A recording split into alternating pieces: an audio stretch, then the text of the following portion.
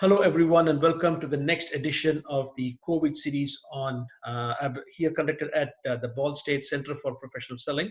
I'm your host, Deva Rangarajan, and today we have a very, very interesting guest who is not necessarily connected to sales, but is extremely important if your salespeople need to be successful. So I am talking to Neelam Pandey, Pathak, who is the director of sourcing and analytics. I'm going to be asking her about analytics too, of sourcing and analytics, actually the buying side for a company called Nordex, which is actually a European manufacturer of wind turbines. She is based out of India. But she's got a lot of experience in working for multinationals like Cummins, like John Deere. She's also worked for Indian national manufacturers like Tata Motors, as well as Mahindra. She brings a wealth of experience from sourcing, and I thought to myself, hey, we've talked to a lot of salespeople and sales professionals. Why not talk to a sourcing professional? And so, Neelam, thank you so much for taking the time to talk to our audience. Thank you, Professor, and it's always a pleasure to talk to you. Indeed. Thanks a lot Indeed. for having me here. Indeed. Neelam, so before we begin, so tell us a little bit about sourcing. So what does sourcing mean in an organization like Nordex? You know what I mean? So essentially, what are the typical things that you do in your sourcing function? Sourcing is any typical to just tell you on a very, very simple way. You buy anything, you procure anything for your household, the same way you procure things for your organizations. And when we say it's both the direct and the indirect materials, and actually the direct are the ones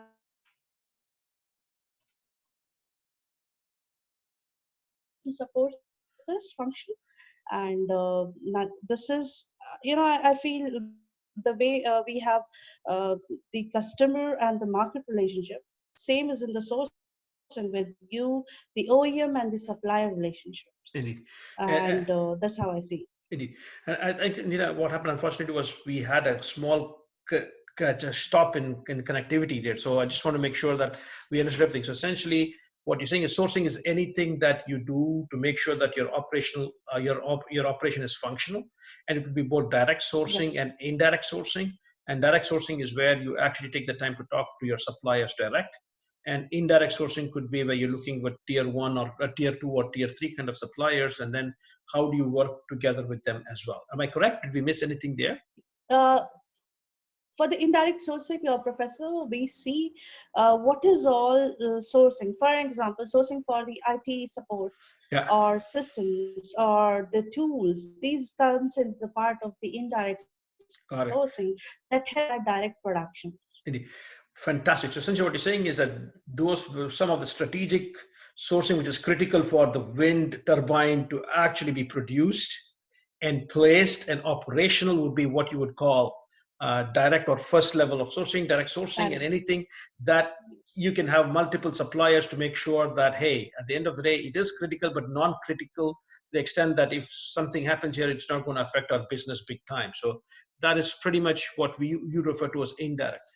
That's very interesting because from the viewpoint of salespeople, they need to understand if they are going to be a primary supplier or a kind of a secondary supplier, because if I am selling something that is viewed as secondary or what you say, or indirect, then it could be that I need to have a completely different approach rather than if I'm looking at talking and if I'm seen as a supplier, that is very important for a company like Nordex to be operational. Am I correct? Yes. Indeed. So from that viewpoint of sourcing, so essentially, does it mean that you have two separate sourcing organizations within, or at least, you know what I mean, that you have a primary sourcing or a secondary sourcing, you know what I mean, or a direct sourcing team and an indirect sourcing? Yes. So basically, if you see any organization, not only Nordex, but whichever organization I have worked, I have seen these are because these are two different kind of sources. When my sourcing is depend on the number of production, there is because that's all about material cost we are talking about. That's my direct sourcing. When you talk about all the support function sourcing, even service is a kind of sourcing. When you contract any service, that's a kind of sourcing for the service. Or when you buy some capex items, Yeah. items. These are the sourcing for the tools, which I'm not going to do every time, but Yeah. after a particular time. But yes, that requires a different skill set and a different kind of expertise. So I have seen these two verticals different, but they are the part of the one common sourcing function. But they are being tracked separately because there is a different impact that it makes on the bottom line of the balance sheet. So that's the reason.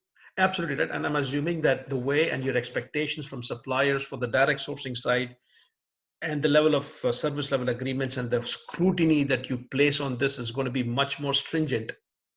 Yes. That I'm not saying that you're going to let go on the indirect sourcing, but the idea is that it's very, very mission critical for you to make sure that your machines, your productions are up and running because you have your targets to meet with your customers. And so as a result, you want Yes. your suppliers to be on the money in terms of being able to deal with that, right? Yeah. Yes. Indeed. So now, Neelam, when you take a look at this, what are some of the changes, which is what we are here talking about, is that you're observing in your function, apart from the fact that Neelam is right now working from home, but apart from that, what are some of the changes that you're seeing in how you're interacting at two levels, interacting with your suppliers? What are some changes that you're seeing? And also, I'm very curious to also see is that how is the dynamic with your internal team, because you represent the needs of your organization to your customers, to your suppliers, right? So I'm very curious to see how is a sourcing function Professor, change? if I heard, yeah. Hmm, sorry. So there was some break in the connectivity. Yeah, What I understood your question, let me repeat and then I'll yeah, yeah. answer on this.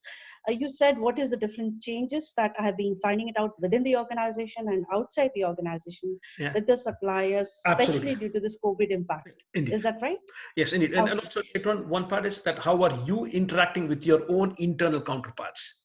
Because you Okay. represent the needs of your colleagues in your RFPs, in your RFQs or RFIs that you roll out to your customers, or to your suppliers. Yes. Yes. Sorry. Let me first talk about this whole situation, and then I'll go to both internal and the Yeah, external and yeah, how are we doing. You know, I'll say COVID is a force measure. Nobody predicted the kind of impact, at least till last year. Nobody knew. When it was happening in China, people were like, okay, this is normal, this will get normal. China today holds around 28%. If I'll talk about the manufacturing capacity base, China holds around 28% of the whole global capacities in the manufacturing. Last year, from November, December, China's industry was not working, they were closed. Uh, and by the time, by February and March, when they were, up and running, at least they were running till 90% of their capacity, the rest of the world industries, they yeah, were closed. So what has happened? This whole, if you'll see, actually the 6-7 months, I'll say, from the supply chain yeah, perspective, what has happened that there is a blockage of the supplies which has happened. There is a yeah, yeah, pipeline of the supplies that has blocked into the system. Earlier because the production was not happening, and now because we cannot accept those supply because of the lockdown in the yeah. rest part of the Abs- world. Now what has all it has impacted a lot. I'll say from a supply chain person today, if I'll see, I am sitting on a lot of unfinished inventory items. yeah, I cannot finish them because I do not have few items to complete that machine. yeah, And naturally, if I cannot finish them, I cannot sell them. yeah, So if I cannot sell them, I cannot collect the cash back, yeah, and the cash cannot come back in the system. That's my internal yeah, challenge. The same challenge was happening with the supplier. yeah, If they are local suppliers, naturally they are also not doing the production, and they are also, or even if they are doing it is with only 20% of the efficiency that they are running. So they are also sitting on a huge order book. They're completing the previous yeah. orders that they cannot. So still, it has started with some relaxation in government, but I believe there is still a whole order pile up of the last, I'll say 2 quarters almost, Yeah. which we are sitting. Now, how it has impacted? Now, if you'll see internally, focus on the cash conservation, plugging of the holes where we are seeing that there are cash going out. So naturally, that is happening. There is a lot of cost reduction, all that been happening. There is a lot of focus on the business continuity. Yeah. As I told you, because what's been happening is because of the China being the single source for many of the categories, as a OEM, we realize that depending on Yeah. one geographical location for Yeah. all your supplies is a big risk. And this has been an internal realization. I will not say it has happened only because of the COVID. There was there, but it has made us realize, because when we are the scare of the items, and when we feel, oh, because it cannot come because there is the issues. So now there is a thought process to even have the manufacturing footprints into the different geographical locations, Wow. or at least have dual or parallel sourcing for the same categories from a different geographical locations. That's the kind of, from the strategy thought point, from the business continuity perspective. This is all internal. Yeah. When I talk about external, from my suppliers perspective, the same issues even they are getting, Yeah. because they are not able to give the material to us. Even the earlier purchase orders which are open, they are not able to complete that. Naturally they cannot get their payments. There is some credit period, so those payments are getting delayed. We, as an OEM, we expect longer payment terms from them, Yeah. so that, as I told you about the cash Yeah. cycle. So they are also facing the same cash crunch issues right now, and also their own raw material supplies from their tier 2 and tier 3 suppliers. Yeah. Indeed. So I believe both as an OEM and suppliers are on the same platform, and that's how, this is the situation right now. And we'll talk on the that how we can improve upon further on this. Absolutely. I think it's absolutely fascinating because I'm listening to what you're saying and I'm listening from a sales year, I'm saying, which means that for some of those people who have been locked out of maybe working with Nordex because you were working from a particular supplier before, this could be an opportunity for me. I'm just talking about this is an opportunity where I need to understand that the sourcing risk now needs to be spread across. It cannot just be with the reliance on one particular geography. It's China now, but it could be for any other kind of thing. The realization, I guess, what we need to be asking yourself is understand your customers sourcing or the supply chain strategy and realize, are you strategic or not? Are you, first of all, are you direct? Are you getting the team that is taking into account how it affects their business, so the direct sourcing team or not?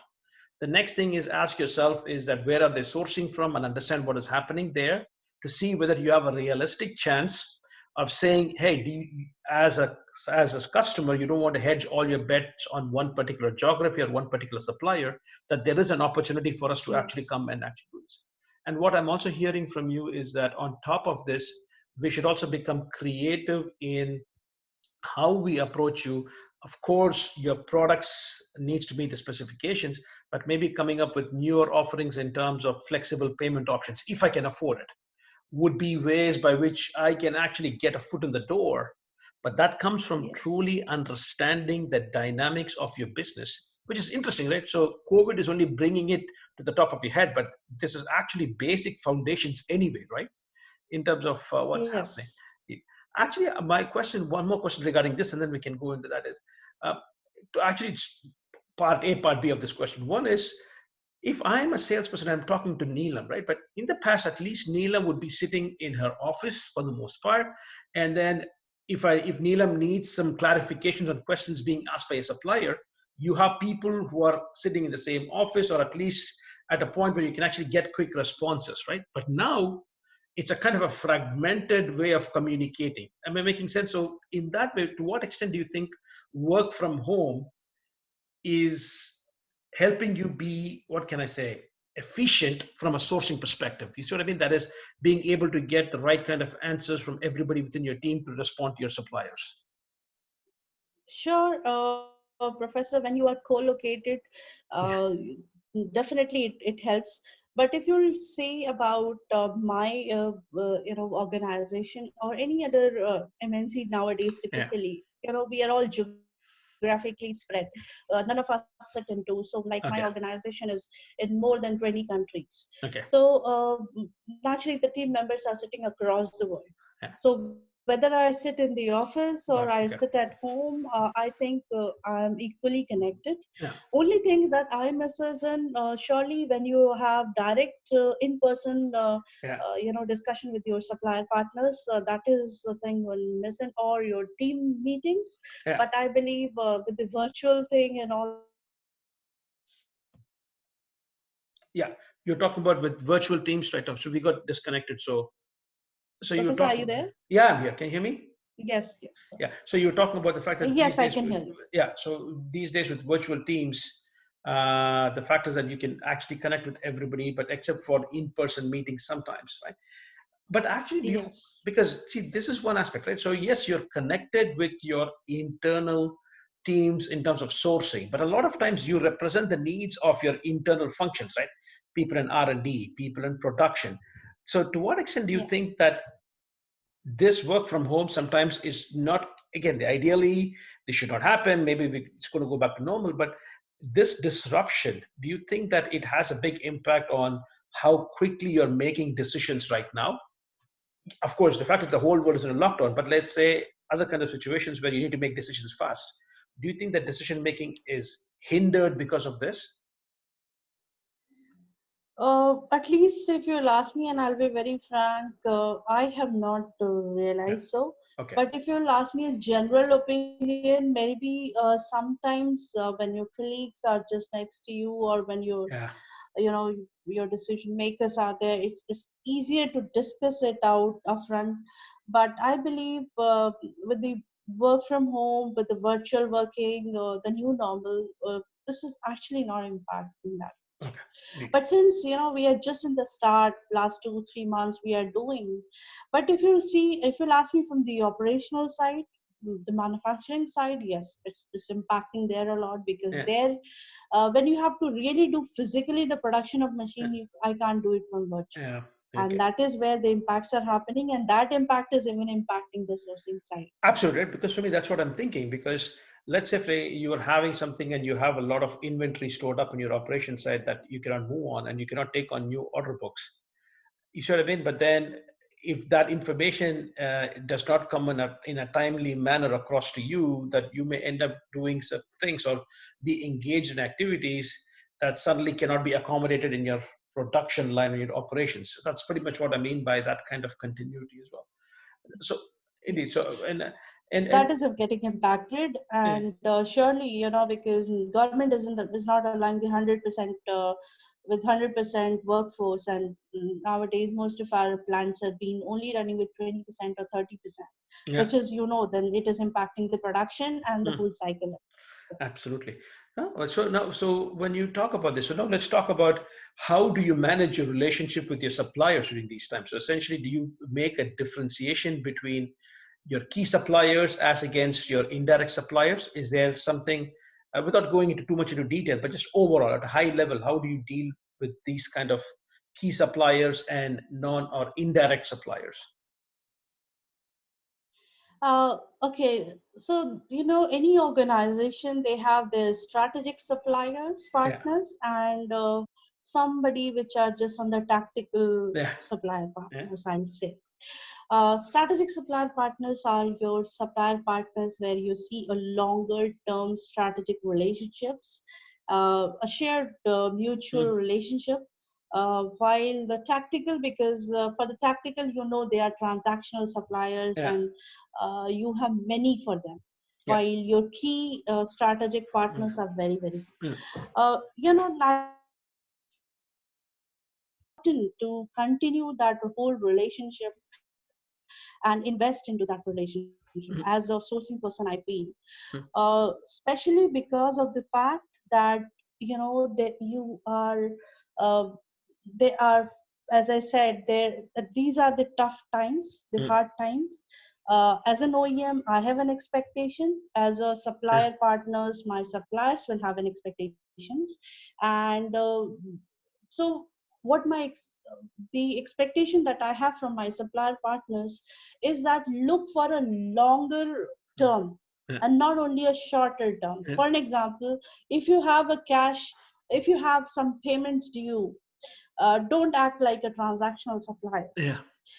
think about the OEM that you are investing into that relationship. And this is what we wanted to assure as an OEM, that this is the hard time. We wanted to support you, you support us, because we are in the same business. We all have to come out successfully out of the situation once the thing gets normalized. Mm. And that's why it is to see this, it is to make the strategic plans for the longer durations Yeah, and not only see the short term issues. indeed. And, So that's what I want to say. absolutely, I think it's for me. It's very interesting. So one of the things we are hearing from some people is the fact is that the value propositions that a supplier might use to get the business and to keep the business going nowadays, because of all the some of the situations that you talk about, right? It could be about building up inventory or things which are still semi-finished, which are not being built up. Consequently, you cannot pay them and that kind of stuff. To what extent do you think that the value propositions that got them a foot in the door needs to be adapted for given the situation? You see what I mean? So essentially, do you see some practices where some of your good suppliers are coming in and saying, you know what, yeah, this is what it is, but let's try to work together with you to help you out there. You know what I mean? That are they coming up with innovative? So do you expect them to come up with innovative solutions now during these difficult times, and you're willing to actually give them the benefit of doubt regarding these kind of things? Uh, okay. Sure, any supply, and as I told you, that this is time when together Hmm. we have to innovate, and together we have to work for a Hmm. Hmm. long-term partnership relationship. Reason being, why are we saying that it becomes very very important if some supplier is coming with a unique value Hmm. proposition during this time? For example, if I have to tell you, if there are some supplies that get stuck because of China, or Hmm. because of I'll Hmm. say this whole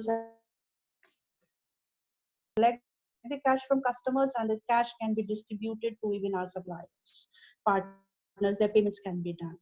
So naturally, it's going to be helping them too. And we are looking for such kind of propositions from the ideas, either from the product development side or from the supply chain side. If they have anything, surely we welcome them. Indeed. That's really that's one of the things which I think is what suppliers definitely need to do during these times. Do you actually also now take the time, because you one of the topics you have is you also look at analytics and stuff like that, right? Do you now actually take the time to go back and critically analyze? See, when things are going well, you don't sometimes take a look at certain things which you say, okay, you know what, it's okay, let's let it go because we're doing a good job. But is now the time when you're actually going to go back and say, wait a minute, some of these suppliers have been getting away with a lot of with almost like murder, you know what I mean, just because we were looking with them. So what I'm trying to say is that is this the time for your suppliers to actually go back and really document the value that they've been bringing to you all along, which you have not had the time to actually sit down and consider? Is that something that you also are doing now, that you know what I mean, that you're going back and reanalyzing your Yes, relationships as well? yes. I'll tell you a few examples that we Yeah. have been doing, and I think most of the industry.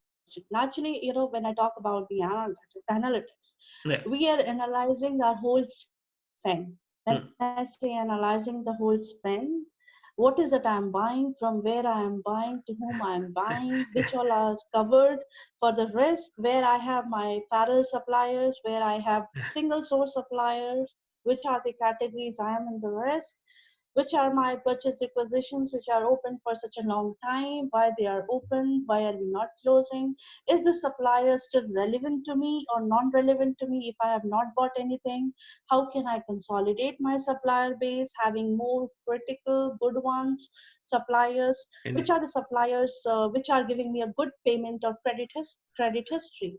And not only the payment, the thing, we are also saying which are the supplier partners who are able to and are willing to give me a longer payment cycle, Yeah, which helps me to improve my working capital. indeed. And surely through that, not only that I want to delay or the payment, but I also wanted to help on my tier 2 and tier 3 suppliers, Indeed. which has a shorter cash to cash cycle.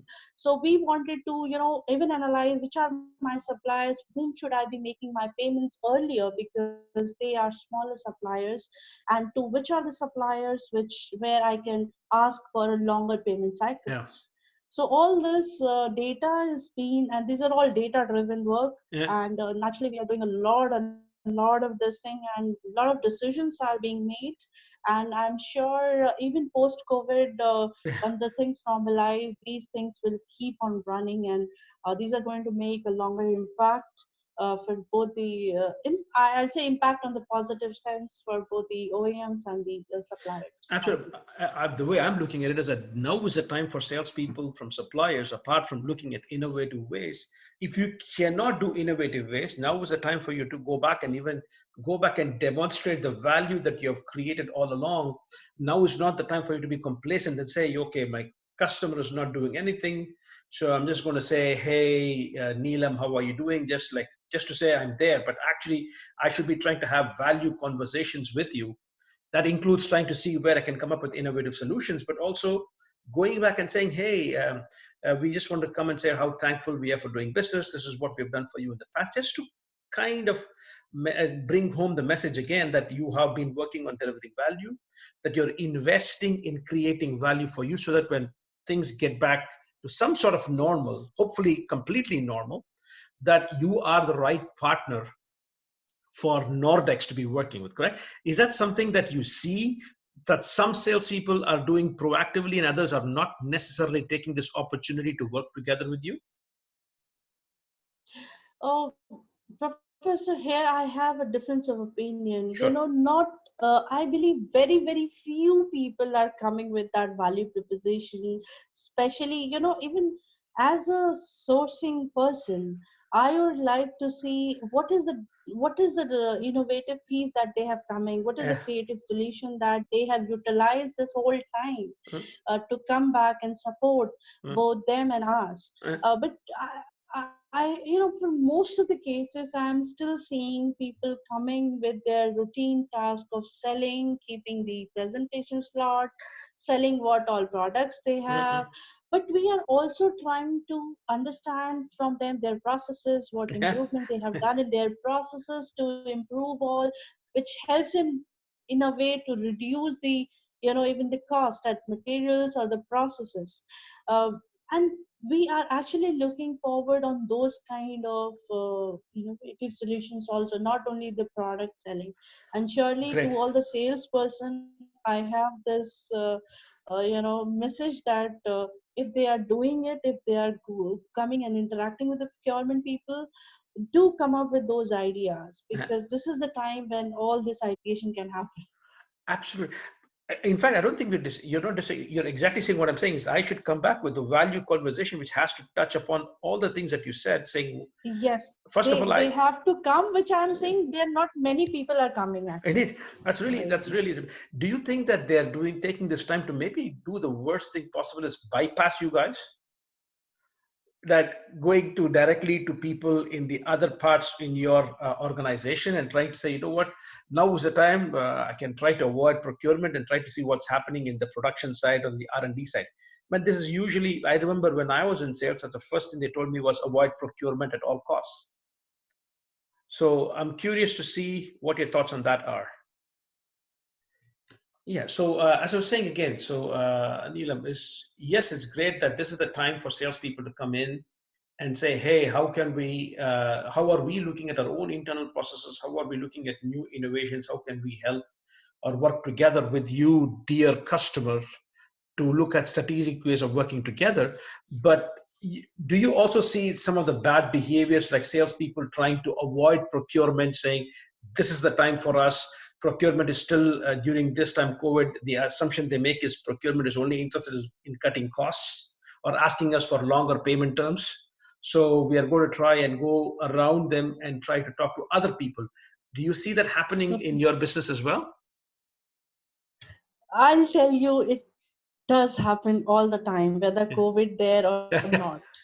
Uh, what happens is, so basically there is, in the procurement, there is one relationship manager or a sourcing manager who is primarily responsible to connect with that particular supplier. But then there are also senior management who connects with the suppliers at particular Yeah. frequency to keep that relationship. Yeah.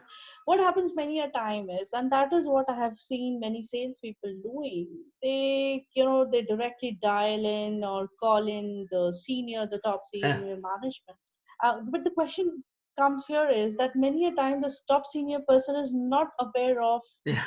because they are also not aware of the exact Yeah. relationship that's been with that Yeah. supplier, what is the risk with that supplier and Yeah. all. So what happened is, again, that senior management person comes back, or at least gets the detail from the sourcing manager, and then they have the response.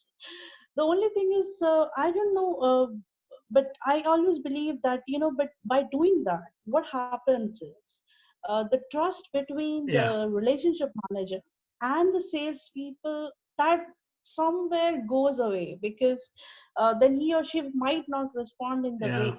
So it's Yeah. very, very important for the salespeople to understand that trust, do understand that that is the person who got you in that organization, that is the Yeah. person who Yeah. is being assigned to keep that relationship alive and to keep and sustainable for the future. That is the person who is going to be working on the business proposals from you, Yeah. whatever the cost negotiations from you. So I think just dialing in to senior management all the time and approaching different people doesn't really help. It doesn't really help until unless there are relationship at that levels. Indeed. It's very, very important to keep your relationship manager or the sourcing manager trust intact, and that's your single point of contact Indeed. that the organization Indeed. has appointed for you. Indeed. Neelam, one of the things that we see here a lot, and I think that's something that you've heard me maybe say as well in the past, is this is a lot of work from a sales pool that says that 57% of the buying decision made by Neelam and her team is done before they even interact with the sales rep. Is that necessarily true? Or under what conditions is it true? Under what conditions is it not necessarily true? So let me understand your question, Yeah. as there was some disconnection Hi. between. Yeah. You were saying, you were asking about the buying decision made by at what level? Yeah, Is that no, no. correct? There's at least there's a lot of talk in the sales community that 57% of buying decisions, sourcing decisions, are made before you even talk to a sales rep, kind of hinting that the sourcing organization does a lot of homework online, looks at the website of the suppliers, Yes. multiple sources. Is it really true, or under what conditions is it not always true? So I'll tell you, before I give you any percentage, I'll tell you, as a sourcing person, I always have my baseline or a zero base cost done for Yeah, any particular category or a commodity that I'm going to buy. yeah, So if when I have done my ZBC yeah, and I know this is the price that I am looking for, yeah, and then I floated the RFQs to my various yeah, prospective suppliers. Naturally, the one cost is very, very important along with the quality delivery and the other yeah, parameters. But cost is primarily important for the yeah, sourcing people. So the people who comes closer, yeah, now it's after once I receive the quotations from them, and actually I also have some market intelligence in terms of at yeah, what rate they are selling to yeah. which competitors. There are 2 or 3 partners with whom we are parallelly negotiating, and even if you are the first preferred, later on the decision changes Yeah. based on how the whole negotiation has happened. I think it's absolutely fascinating in terms of saying that how you need and you do your homework. And that's extremely an integral part of what you do as well, right? To come to zero ZBC is you keep track of what's happening in the market out there, take a look at it, you do this analysis and you do a deep dive and then to do this. And then, but you also realize that the people on the other side also need to exist. So, but you're also aware of what margins are acceptable, what margins are not, and that Yes. kind of stuff. And along this time, so essentially when you do this, so do you actually get an overload of information that you go in and you say, for example, I'm going to look for suppliers, because you're going to expect the salesperson to come in and say why their solution is the best possible solution. Every salesperson is going to have that kind of answer, right? But do you actually do your homework also before saying that, you know what, this is great, but I'm going to talk to other similar procurement professionals like me who interacted with you? Do you actually have that kind of network of talking to other procurement professionals about your supplier? Yes, I'll tell you.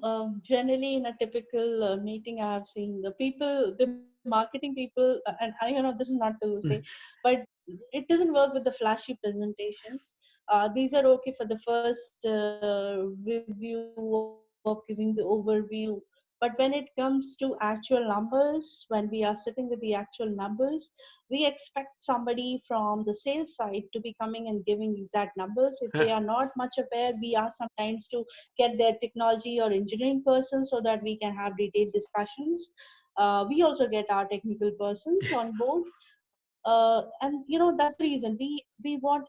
And when the negotiation meetings happens, we actually get the technical, the manufacturing experts from our side, and if if they want to bring, they also can bring in, and that's how the negotiation discussion goes on, where we ask for different kind of data. If they can give us that data, it's okay. If they don't have, we ask them to seek that data, and that's how the meeting keeps on going. And several round of discussions happens on. Anyway, anyway, so that's all the questions I actually had for you, Neelam. Thank you so much for taking the time to talk to me. It's very, very interesting. And essentially, I really think that this is a nice insight into how salespeople need to consider how procurement is looking at things. Is that from what I've learned from you, which is very interesting, is I've learned ZBC. You would imagine that you would know, but I did not know about ZBC, zero-based costing. I think it's very interesting in how you break down your procurement into direct and indirect, and how it is that during these times, we don't want the traditional normal sales approach of coming and selling your products. There is a time and place for that. But now is the time when you want to come in and come up with either innovative solutions, and that innovative solutions can come because of your products, could be because of your services, or it could be Yes. because of your supply chain services, or because of your Processes. process Yes. services or financial services. It's got to do with it. That's what I think is Mm. going to be very critical. And understand that the procurement team, if you treat them well, that they could be your gateway into their organization. And that is something that I think is very, very interesting, that I think people should take away. It's not that maybe they do not know it, but it's nice to come not from other salespeople, but actually coming from procurement professional. So thank you so much for taking the time to talk to me and the Thank you, audiences. Professor. It was great pleasure talking to you. Thanks. Thank you. Thanks.